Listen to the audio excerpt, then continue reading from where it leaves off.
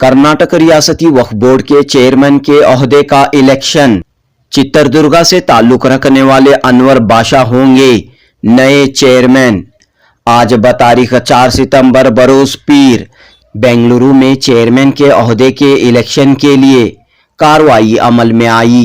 वक्फ board के तमाम मेंबरान में अनवर बाशा ने वाहिद उम्मीदवार के तौर पर अपना पर्चा नामजदगी दाखिल किया। रीजनल कमिश्नर आदित्य आमलन बिस्वास की निगरानी में इलेक्शन की कार्रवाई अंजाम पाई। चूंकि अनवर बाशा वाहिद उम्मीदवार थे, इसलिए अनवर बाशा अब वक्फ बोर्ड के नए चेयरमैन बनेंगे। ताहम रस्मी तौर पर चेयरमैन के नाम का ऐलान नहीं किया गया है, क्योंकि कल यानी 5 सितंबर को अदालत में वक्फ बोर्ड की एक खाली नशिस्त के इलेक्शन के सिलसिले में समाअत होने वाली है। अदालत की इस समाअत तक आज हुए वक्फ बोर्ड के चेयरमैन के ओहदे के इलेक्शन का नतीजा महफूज रहेगा। बहरहाल बतौर चेयरमैन अनवर बाशा के नाम का ऐलान होना बाकी है, लेकिन अनवर बाशा के लिए मुबारकबादियों का सिलसिला शुरू हो चुका है। बेंगलुरु और दीगर शहरों से कसीर तादाद में लोग आज वक्फ बोर्ड के दफ्तर पहुंचे और अनवर बाशा को मुबारकबाद पेश की। यहां आए कई अफराद ने उम्मीद जाहिर की कि नए चेयरमैन की मियाद में वक्फ के मसाइल हल होंगे।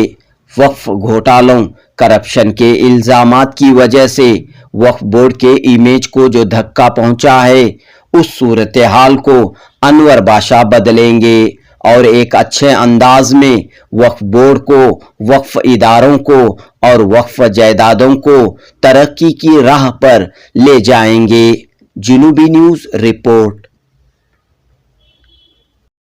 मालूम है अभी 16 महीने बाकी है, अब इसलिए पूरे मई चेयरमैन होना, तू चेयरमैन हो, 2-3 कैंडिडेट थे। पूरे हमारे सियासत के जिम्मेदार लोग हमारे बैठ को एमएलए सो, एमपी सो, मिनिस्टर सब बैठ को कल डिस्कस कर को एक ही कैंडिडेट करे तो अच्छा रहता। तो मुझे चुने हैं, उन्होंने क्या मेरे ऊपर भरोसा रखो, उनको उन्होंने चुने हैं, उनका मैं भरोसा भी मैं बचाता हूँ। जिस कर्नाटक में मुतल्लिक़ का जो वादा हमें करे थे, वो वादा भी कंप्लीट करता हूँ। कैसा सर आज का प्रोसीजर कैसा रहा? मीटिंग का किसकी निगरानी में ये नॉमिनेशन हुआ? नॉमिनेशन पूरे हमारे कर्नाटक के मुस्लिम्स लीडर्स पूरे बैठ को भी एक ही नॉमिनेशन करना, वो भी मुझे भी चुन ले।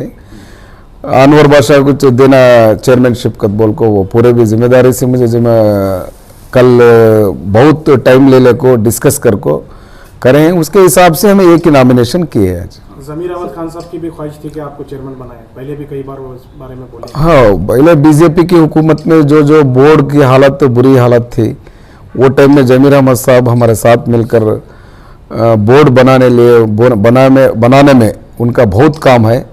अब भी वैसा ही बैठ को पूरे सियासत के एमएलएस को, हमारे नसीर साहब, एमपी नासिर हुसैन, हैरिस साहब, अब्दुल जब्बार साहब, पूरे भी बैठ को अच्छा एक डिसीजन ले लें, वो डिसीजन के हिसाब से मुझे कैंडिडेट करे हैं। मैं भी चेयरमैन हुए के बाद कल कोर्ट का फैसला आने वाला है, फैसला आने के बाद मैं भी अच्छा काम करके उनको बताता हूँ। सर चैलेंजेस क्या? मैं वक्फ बोर्ड में पहले डायरेक्टर हुआ, एसएम कृष्णा गवर्नमेंट में मेंबर्स हुआ था, मैं डिस्ट्रिक्ट डीडब्ल्यूसी कमेटी में मेंबर था। उसके बाद मैं चेयरमैन हुआ डीडब्ल्यूसी में। तीसरी बार चेयरमैन भी डीडब्ल्यूसी में काम करके मुझे तजुर्बा है। उसके साथ और 3-3.5 साल इधर भी मेंबर होकर मैं काम कर रहा हूँ। बहुत सारे बोर्ड के ताल्लुकात से मैं तजुर्बा रखता हूँ, इसलिए मुझे उम्मीद है, मुझे एक्सपीरियंस भी है, अच्छा काम करता हूँ। जो गैर कानूनी कब्जे हैं उसे छुड़ाने के लिए क्या कोशिशें होंगी? वो लीगल सेल में हमें इमीडिएट अब नासिर साहब भी बोल रहे थे, वो अब कल परसों हमें एक लीगल सेल की मीटिंग भी बुलाते हैं। उसमें कौन से हाई कोर्ट में कौन से पेंडिंग हैं, सुप्रीम कोर्ट में कौन से केसेस पेंडिंग हैं और डिस्ट्रिक्ट कोर्ट में कौन से केसेस पेंडिंग हैं, पूरा डिवाइड करके एक रिव्यू मीटिंग करके लॉयर्स के लीगल सेल के साथ हमें उसका फैसला लेते हैं। इस इलेक्शन का डिस्ट्रिक्ट एडवाइजरी कमेटी पे क्या भी इम्पैक्ट होता है क्या? नई कमेटियां बनाई जाएंगी उसमें? नहीं, अभी बोर्ड में डिसाइड करती हूँ, वो मैं अकेला क्या भी नहीं कर सकता। जो हमारा बोर्ड है, बोर्ड में मीटिंग में सब्जेक्ट आएगा, सब्जेक्ट आए के बाद पूरे मेंबर्स के कॉन्फिडेंट ले को जो भी सब्जेक्ट वहाँ क्लियर करते हैं। सर हुगली से लोग आते हैं जब मसले लेकर, लेकिन यहाँ पे मसले हल नहीं होता। पूरा दिन 3-4 दिन गाँव से लोग बैठ के देखिए, मैं स्क्रीनिंग कमेटी चेयरमैन हूँ। इधर मसले ले को A300 जियादो कमेटी कॉन्स्टिट्यूट करने हैं। मैं बहुत सारे मुतलैंग डायरेक्ट मेरे फ़ोन में पूरे मुतलैंग का नंबर है। मैं खुद उनको बोलता हूँ तुम्हें बेंगलुरु को आने की ज़रूरत नहीं, तुम्हारा जो भी नहीं करते ना। नहीं, मैं बोल रहा हूँ ना, मेरे कमेटी की जो जिम्मेदारी है, कोई मुतल्ली मुझे एक एग्जांपल दो कमेटी के बारे में, मैं बेंगलुरु को आको 2 दिन 3 दिन रुकेंगे। तो रही बात अब एक 4-5 महीने से इलेक्शन जो कर्नाटक में अनाउंस हुआ, असेंबली इलेक्शन 2023 का, जब से मीटिंग नहीं हुई, बाद में चेयरमैन भी रिजाइन करे थे हमारे शाफी सादी मौलाना, वो वजह से एक 3-4 महीने से मीटिंग नहीं हुई। अब मीटिंग इंशाल्लाह कल कोर्ट में फैसला हुआ तो चेयरमैन का हमें ज़रूर 1 मंथ में 2 और 3 मीटिंग कर को जल्दी से जल्दी कितने मसले हैं मुतल्लिक़ के वो फैसला हमें करते हैं। लेकिन यहाँ के जो भी मसले हैं, लोग आते हैं तो यहाँ का स्टाफ पर जो इल्ज़ाम लगाते हैं कि काम बराबर से नहीं कर रहे, कोऑपरेट नहीं करता तो आइंदा चलकर जो है आप देखिए, मैं कल ये रिजल्ट होने से मैं फर्स्ट स्टाफ की रिव्यू मीटिंग करता हूँ। जो आप बोले हैं, मुझे भी कंप्लेंट है, मैं स्टाफ के साथ बैठ को मैं डिस्कस करको सबचंद घोटाले में जो है खाजियों का भी चेयरमैन मामला चल रहा है, खाजियों का मामला चल रहा है। जैसे हैदराबाद कर्नाटक में जो है वो खाजी को हटाया गया है, कंफ्यूजन पाया जाता है, मैरिज सर्टिफिकेट कौन देगा, निकाह कौन पढ़ाएगा, काफी कंफ्यूजन। देखिए, मैरिज सर्टिफिकेट तो गवर्नमेंट से डायरेक्शन है, हम ना वो वक्फ बोर्ड से इशू करते हैं। मैरिज सर्टिफिकेट क्लियर डिस्ट्रिक्ट वक्फ बोर्ड ऑफिस है, उधर वक्फ बोर्ड ऑफिसर रहता है, डिस्ट्रिक्ट के एक ऑफिसर रहता है, वो मैरिज सर्टिफिकेट इशू करते हैं। उसका क्या भी घोटाला नहीं है। खाजियों का हैदराबाद कर्नाटक में वो गवर्नमेंट से पहले से भी उनको फिक्स करे हैं, जो खाजी को क्या उनका डॉक्यूमेंट्स के हिसाब से ये करते हैं वो गवर्नमेंट वाले डिसाइड करते हैं। हमें क्या भी यहाँ खाजी का वक्फ बोर्ड में कौन सा भी फैसला नहीं करते।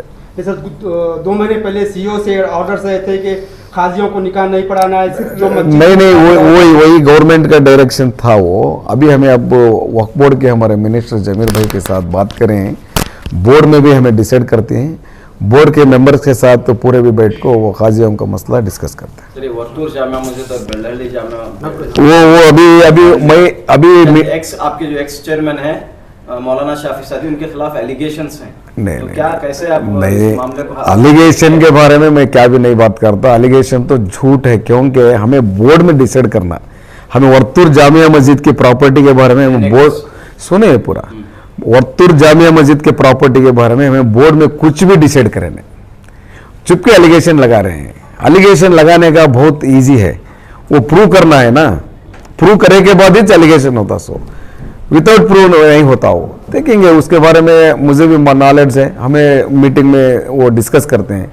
लेकिन एक हमें इतने 3.5 साल से जो हमें वक्फ बोर्ड चला रही, इसमें 1 स्क्वायर फीट भी हमें लीज को नहीं दिए। एलिगेशन का कहाँ है मतलब। ओके सर, शुक्रिया, थैंक यू सर। मेहनत रही आपकी, काफ़ी जिद्दोजहद हम देख रहे हैं कि कई सालों से आपकी कोशिश रही कि अनवर बादशाह साहब जो है वक्फ बोर्ड के चेयरमैन बने, तो आज ये दिन आया है। हाँ, माशाअल्लाह, अल्लाह और अल्लाह के रसूल का बहुत बड़ा करम है कि आज उन्होंने रियासती वक्फ बोर्ड के चेयरमैन की हैसियत से, अभी मैं ये नहीं बोल सकता कि वो चेयरमैन हो गए, क्योंकि लीगल टेक्निकल प्रॉब्लम है कि वो जो भी रिज़ल्ट बोलना है वो कोर्ट के मुताबिक रिज़ल्ट आएगा।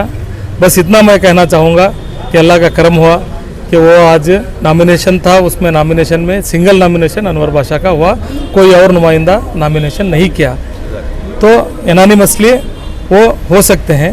अभी रिज़ल्ट बाकी है, रिज़ल्ट आना कोर्ट से डिक्लेयर होगा जब हम बोलेंगे इंशाअल्लाह। इनकी कोई मुखालिफत नहीं हुई? नहीं, मुखालिफत तो कोई नहीं हुई अल्हम्दुलिल्लाह।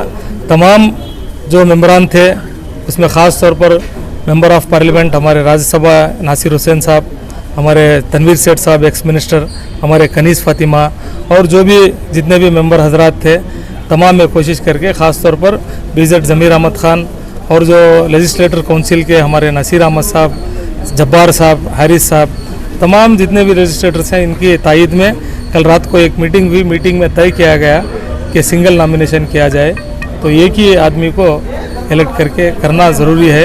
कोई अपोजिशन नहीं सर का करना करके सोचे थे, अल्हम्दुलिल्लाह उस तरीके से आज हुआ है। वो इंशाअल्लाह उम्मीद है कि जो भी औकाफ़ी इदारों के जो काम बाकी हैं, जितने भी काम क्योंकि अल्हम्दुलिल्लाह अनवर बादशाह साहब 4 साल से मेंबर रुकन रहे हैं वक्फ बोर्ड के, वो और सिलेक्शन कमेटी के चेयरमैन भी रहे हैं 3 साल से। उनको बखूबी जानते हैं कि वक्फ बोर्ड के प्रॉब्लम्स क्या है, वो हल करने की कोशिश करेंगे, मुझे उम्मीद है इंशाल्लाह। तो काबिल मुबारकबाद हैं जनाब अनवर बादशाह साहब जो सदर मुंतखब हुए रियासत कर्नाटक के औक़ाफ़ के, और दूसरा हमें बड़ी उम्मीद है वक्फ से के वेलफेयर के काम होंगे और पेंडिंग जो केसेस हैं, इश्यूज़ हैं, उसको सॉल्व किया जाएगा। और वक्फ बोर्ड में कुछ अनवांटेड चीज़ें भी बड़ी होती रहती है, जैसे कि लोगों को सताया जा रहा है। यहाँ पे लोग रियासत के कोने कोने से परेशान होकर आते हैं अपना मुतलिशिप के सिलसिले में, रजिस्ट्रेशन के सिलसिले में। सारा दिन उनको ठहराया जाता है और बैठने की जगह नहीं है और जल्दी से उनका काम नहीं किया जाता है। ये क्या एक मेजर प्रॉब्लम है वक्फ बोर्ड का, क्योंकि जो भी इंस्टीट्यूट है कौम को बैकअप करता है, यहाँ इंस्टीट्यूट जो है कौम को वीक करते जा रहा है डे बाय डे। ये इंस्टीट्यूटलाइजेशन जो है एक करप्ट सिस्टम हो गया है पूरा। इसलिए कोई ऐसे चेयरमैन मुंतखब, हमको बड़ी उम्मीद है अनवर बादशाह साहब से कि वो बोल्ड स्टेप्स लेंगे और इसमें के जो भी प्रॉब्लम्स हैं या खामियां हैं उसको दुरुस्त किया जाएगा। ऐसे बड़ी उम्मीदें हमको अनवर बादशाह साहब से हैं। और एक लास्ट दिल की बात कह के वफ़ के बारे में, किसी शायर ने कहा है कि अजीब मंजर है ए मुसलमानों औक़ाफ़ में, जाग जाओ उम्मत को फितनों में फंसा रखा है। ये किसी शायर का ख्याल है। यूं परेशान पहुंचते हैं रियासत के कोने से लोग, जैसे उनके सीने पे किसी ने पहाड़ ला रखा है। काफिर की क्या करूं मैं शिकायत किसी के सामने, मुसलमान हो के भी दिलों में मुनाफिकत को पाल रखा है। मकसद तहफ़्फ़ुज़ था कभी और फलाह व बहबूदी, खुद औक़ाफ़ सियासत से सौदा कर रखा है। ज़िम्मेदारान ने मसाजिद व दरगाह गाहों को औक़ाफ़ ने अपने हाथों की कठपुतली बना रखा है।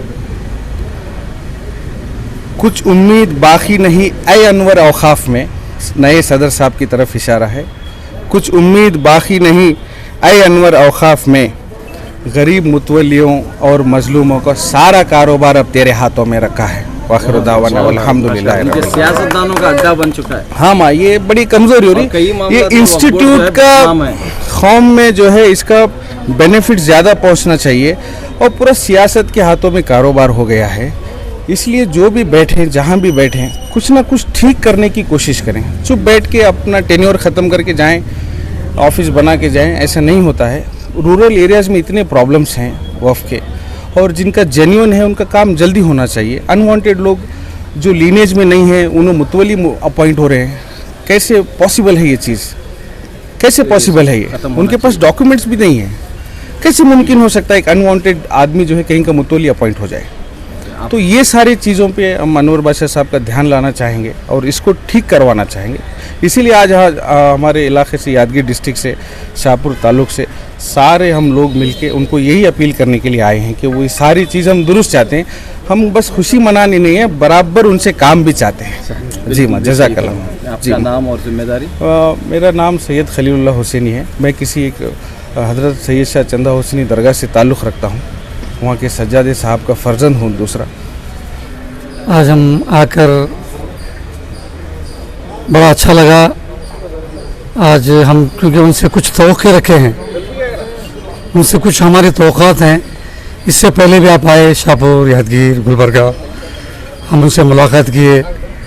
हम बोले आप एक जुनून आदमी दिख रहे हैं, आप में कुछ काम करने की सलाहियत है और काबिलियत है, इसलिए इतने लोग हम आज इनको सपोर्ट में आए हैं। लिहाजा वो चेयरमैन बने। बहुत सारे लोग उनके हक़ में दुआएं भी किए हैं ताकि इनसे कुछ कौम का काम हो, मस्जिदों का काम हो, अवलिया अल्लाह के आस्थानों का काम हो।